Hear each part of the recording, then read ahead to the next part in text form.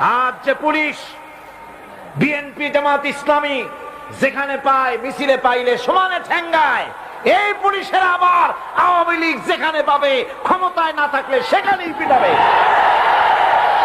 কথা ঠিক কিনা? এগুলি মনে মনে রাখতে হবে, এগুলি ইতিহাস, এগুলি ইতিহাস। আমি কি বাড়াই বলছি না ঠিক বললাম?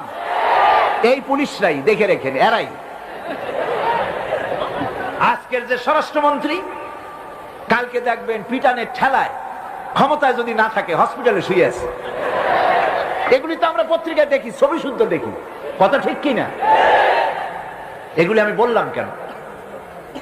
এই জন্য বললাম ইতিহাস ভুলে যাওয়া উচিত না, ক্ষমতার দম্বে পাগল হয়ে যাওয়া উচিত না।